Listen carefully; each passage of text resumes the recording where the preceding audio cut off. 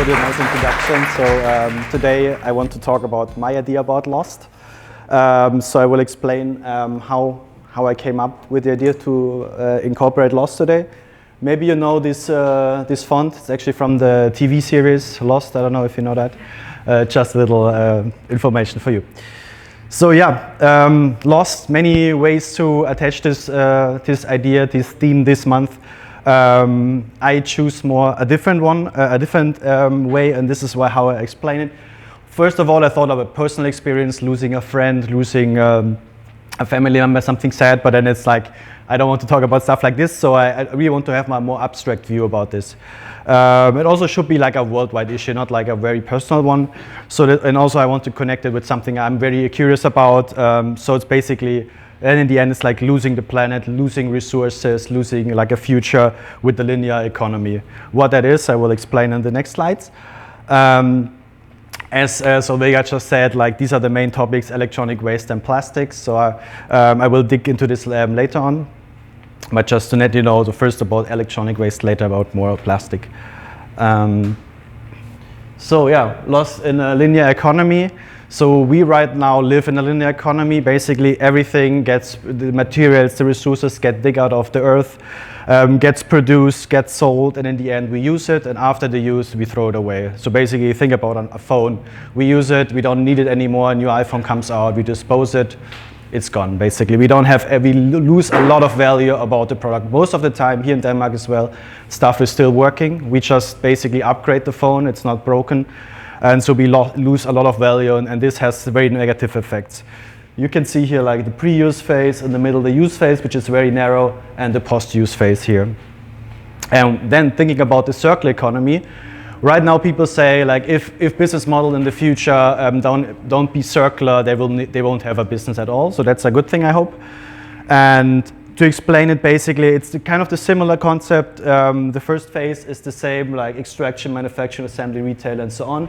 And then the user has the phone, but when the phone breaks down or when something happens, in a circular economy, people try to use the value as long as possible. So they upgrade it, they repair it, so that the user can use it, and the use phase basically extends. And also, like if the phone breaks down, you can basically repair it. If you don't use it anymore, you can resell it. You can refurbish it, maybe change the battery, something like this, so that the value will be increased and there's less lost resources and so on. And also, in the end of the life, you can recycle it. Even if you have not value at all, you can't use it anymore, you still can use the materials in the phone or in any item basically you have. So then main topic number one, electronic waste. What is electronic waste? Basically everything where electricity goes through, which is electric, is electronic waste. So from phones, computers, but even sometimes like gift cards with a little microphone or whatever inside. When you open them, they play some music. It's actually also say electronic waste, because like a battery inside, there's some electronics and so on. Then a little question around at the beginning. It's very early in the morning. So how much electronic waste or e-waste is produced in Denmark per person each year? 3 categories, 0 to 10 kilogram, 11 to 20 kilogram, and 21 kilogram plus. So the idea is to ask you, what do you think? I would say for the first category, up to 10, stay seated. If you think it's between 11 and 20, stand up. And if you think it's 21, stand up and raise your hand. So let's do this. Okay, so we have 3 people standing with their hand up. Yeah, okay, so it's kind of even. Let's see. Here is the answer. It's 24.8 kilograms. So on the third place, almost the second, so it could be a draw. And that's a lot. The numbers are from 2016. And of course, it's per person. Denmark is a small country, it's a rich country, and so on. There are many effects with that. China has only 5 kilograms, but of course there are way more people living there, also Germany. So in total it's not much, but per person that's much. And that's something I discovered also in writing my bachelor thesis about e-waste before. And then also I wrote my master thesis about circular e-waste management, and then also was looking more deeper into Danish market, and that's really a lot. And it's a lot of problems, it's a lot of value, a lot of resources, and it can be handled way, way better. Then some quick facts about electronic waste. The recycling rate in Denmark is about 41%. It's also from 2016. There are like newer statistics are hard to get. So by thinking about the loss concept is basically, this is the recycling rate. So what about what's happening with the other 60%? Is it lost? What's happened with them? Is it exported? And so on, which is also the next point. Illegal trade, only 15% globally are recycled. That's not much, and also I'll show you later a little video how it's recycled in some cases. Then a third thing, only 2% of the collected electronics here in Denmark, or in general, are prepared for reuse. That's also something Copenhagen wants to fight. Copenhagen wants to have all the waste, which is, for example, brought to Sydhavn or to other recycling centers in Copenhagen. They want to boost this to 20% in 2025. So they're really trying to find business model or something which helps them to reuse more about waste, basically, which is like a different concept, but not only on electronics, in paper, whatever, glass, wood, and so on. And then also like an interesting thing in Denmark, like our 8,600 tons per year are accumulated of electronics. So basically staying at home, not brought to these recycling centers, in your drawer, in your basement, old TVs, whatever. So this is also like a huge sum each year which accumulates in the system. And also another thing, in Denmark, valuable materials around 5 billion Danish kroner are lost in the trash, so basically in the household. So they dispose it wrong, they put the old phone, whatever, headphones in the waste, and most of the household waste in Denmark gets burned.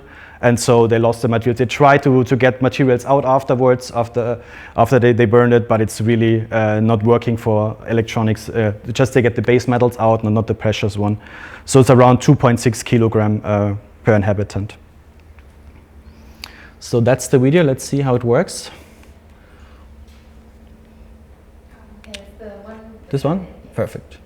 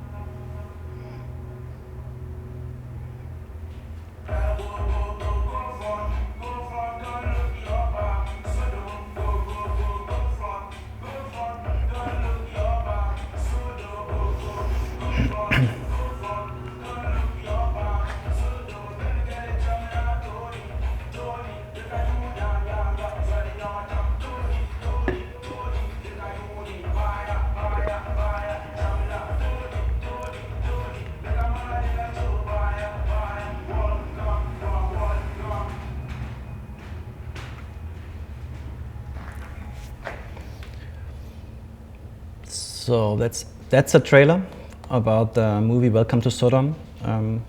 Stop this here.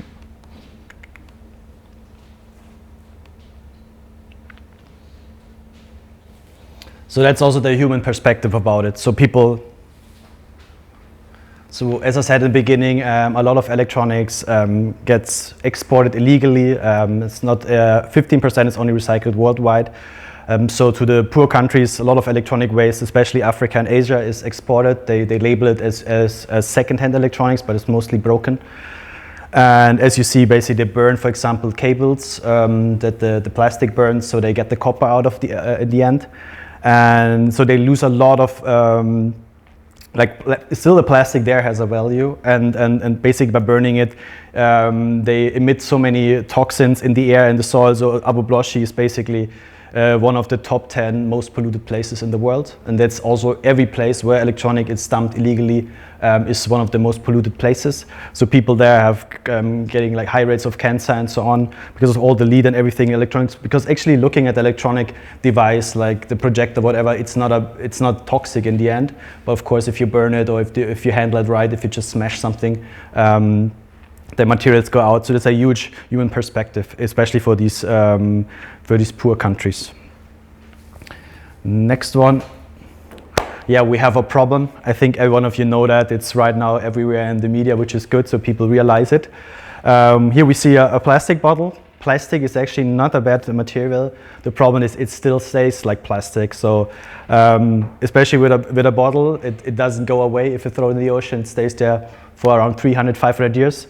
And it still is plastic all the time. It just breaks down. It just becomes tinier. It doesn't become something else.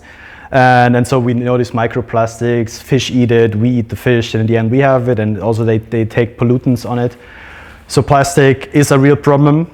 Like it's a problem, but the biggest problem is basically single use, because plastic use, if you use it in the right way, if you reuse it all the time, it's not that bad. But single use, having a material which you use for 30 minutes, an hour, 2 hours maybe, and then you throw it away, all the value, basically all this basically creating this material, transporting it, then just using for such amount of time, it's really not good for us.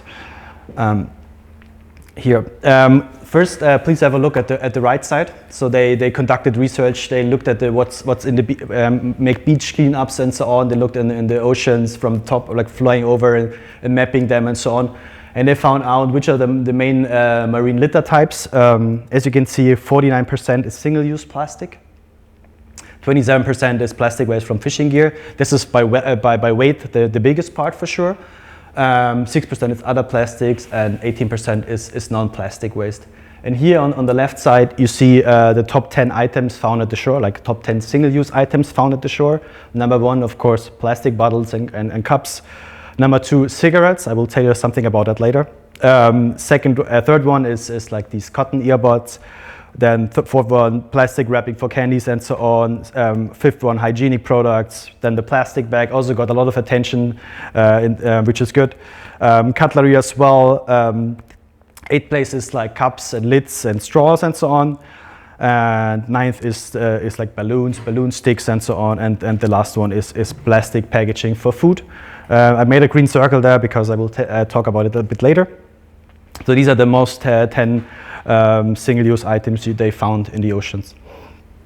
And also, like, one way of the industry is reacting with bioplastic, basically replacing the oil and gas which was used for producing plastic, and they just use bioplastic like cornstarch and so on. I actually have a plastic thing here which is made of bioplastic. It looks exactly like plastic. It's made from PLA, and it's bioplastic. So that's a problem basically, because people think, okay, it's plastic, it looks like plastic, they don't realize it's bioplastic, so then they throw it in the plastic trash, and then basically the whole waste stream is contaminated with bioplastic, because actually plastic can be recycled if it's really clean. When you only have PET bottles, you can make PET bottles out again, or you just recycle the PET. But when you have a different plastic type in there, you basically destroy the whole waste stream. And that's also something for consumers to realize. It looks like plastic, it feels like plastic, but it's basically a different product. And also basically the materials have to be grown for it. So you basically need to grow corn or whatever and then produce plastic out of it later. So that's not this easy fix. People believe, okay, let's just replace every plastic we have with bioplastic and we save the world. It's not like this. And then some quick facts about ocean plastic. That's what I said with the cigarette. One cigarette can pollute 500 to 1,000 liters of water.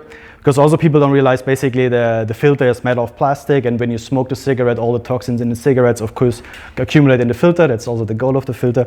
But when you put it in the water, it basically emits all these bad things. More than 150 million tons of plastic exists in the ocean today. That's a huge sum. And every year, 8 million metric tons enter the oceans. And how do they enter the ocean? Like most 80% is basically from land-based sources. So with big rivers, after a big drought, or like after a big rain, they flood the plastic in the ocean. There are a lot of examples in the Philippines, or all these countries where they have a pure waste management system.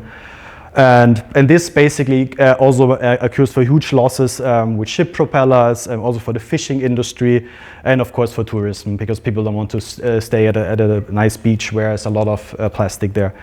And the Ellen Arthur Foundation just brought out, they said in 2025, so around, let's say 5 years, 1 ton of plastic will match 3 tons of fish. And in 2050, it's 1 to 1. So that's a crazy expectation for the future. And also when you think about 1 ton of plastic to 3 tons of fish, so there's like 1 ton of plastic can make so much damage. You don't need like these 1 to 3. Even right now, they can harm a lot of marine animals. So then back to the lost theme. Basically, all speaking about is losing precious resources. Especially like with electronics in a phone, there are like 60 different materials in there. It's a lot of precious ones like gold, silver, copper, palladium, platinum, and so on. So by not recycling them, by not using it as long as possible, there's so much value lost. And also by not recycling properly, when it's like the electronics is recycled in poor countries, they only go for the gold because it's the easiest way, the easiest metal to extract basically with the highest value. And so they can get out 40 to 60% of the gold, but all the other materials can't get out. So they lose all the silver and all the other materials. So they're huge sums of precious materials, which have to be mined as well. Like if you don't get it from the electronics, they have to mine it in Africa under the worst conditions. So you lose so much resources there. The same also for plastic. If you build something out of plastic and you dump it in the ocean, it's gone. You don't have the value of the material. Also, marine life and food supply. So many countries, so many people depend on fishing or like food from the ocean. And with this plastic pollution going on right now, they lose basically their livelihood. And health, you saw it in the videos. These young guys basically burning the cables to get the copper out of it. Like they don't become very old basically, and so they also have no future in this. With all these places where pure recycling taking place, so people are dumping all the plastic or all the e-waste, they don't live long basically, which is a really sad thing. So what can I do? So Vega just said it very nicely at the beginning. I do 2 projects right now. One is called Rebo, and the other one is Get Rid of It. First, Rebo is the one where we won the Plastic Ocean Challenge, or like we advanced in the 2nd stage. In 2 weeks, we're flying to Washington, D.C. and pitch our solution. And hopefully we get some funding and can bring it here to Copenhagen. The idea is basically to create a pan system for to-go coffee cups with reusable ones. So you pay a deposit when you go to a coffee store, you get your coffee, you drink it, and then later you return it to different different cafes who take place. You get the deposit back, and there's no waste in the cycle. We want to do also the same with takeaway containers, like for food delivery and takeaway. Same principle. We pay a deposit. You have like high value, because all problems also plastic has. All this cheap plastic doesn't have a value, that's why you throw it away, or this paper cup doesn't have a value for you, you throw it away. But when you have a depend on it, we see it works in Denmark or in many other countries for the aluminum cans or the plastic bottles. So the goal is to create a value and make a circular system and a circular business model out of it. Yeah, so this is the Rebo part. Get Rid of It is the extension from my master thesis about circular e-waste management. Like when you look at waste management in general, it has to be convenient. If it's not convenient for you, you probably don't do that. It's only if you're really into it to separate waste and so on. So the goal is to make it more convenient to provide boxes to companies that people like can just bring their old electronics, their old phones, their stuff with you every day to work, and you don't have to go to a recycling center and so on. So because this is like this huge barrier, people are lazy in this kind of thing. So when it's the most convenient thing, you just do it basically on the go. Also, the other part is, of course, creating awareness. Is also like what I'm doing here today. Hopefully, so people you realize about the electronic waste problem, about the plastic problem. So then you tell friends and so on, and basically, hopefully you change your behaviors in the end.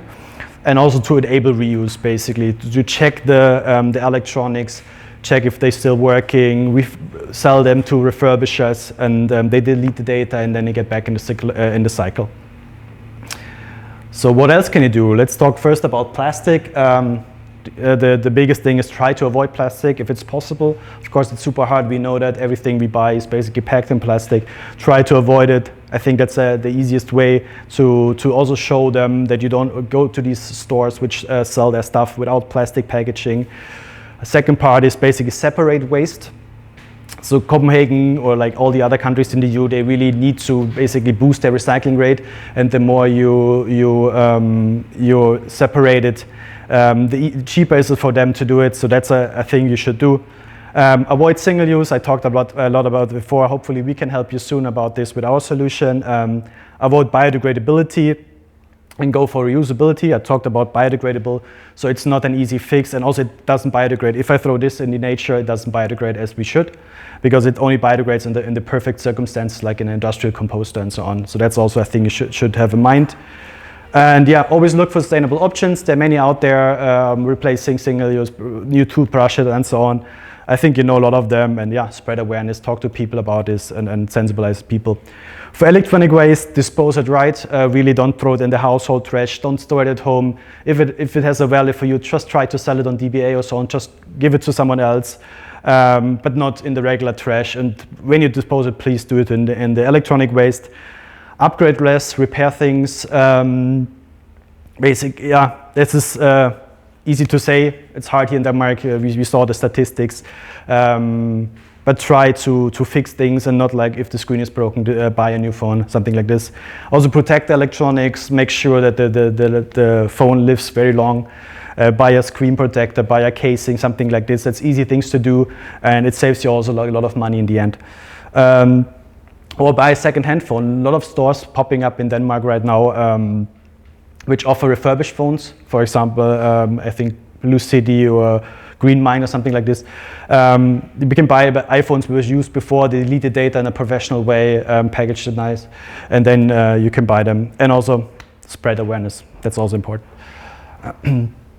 But the most important thing is change the mindset, basically. Go from a linear to circular, really understand how bad it is having a product, using it and throwing it away. There are many other options how to do it. Give it to other people, and also in your professional life. Think about it. I don't know if someone here are designers or so on, but really if you create something, think about the end of life. What's happened if people don't use that product anymore? Is it modular? Can it be upgraded? Can it be refurbished? Can it be sold? Can it be downcycled? Something like this, but not like just trashed anyway. So everything you sign should not harm the end of life. And then a little trigger question for you, basically: does the iPhone have a great design? People say yes, of course, it looks beautiful, it's amazing, but looking at the end of life, can you upgrade the battery? Can you replace it easily? Something like this. So there are many ways to improve these things, not only for phones, for laptops and other electronics. Then a nice quote at the end: recycling is important, but recycling alone will never get us out from under the waste stream that are being generated globally.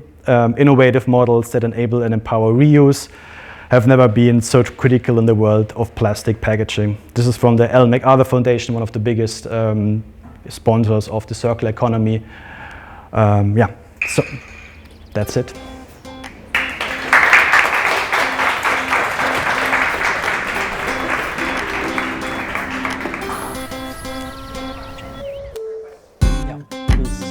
Please start.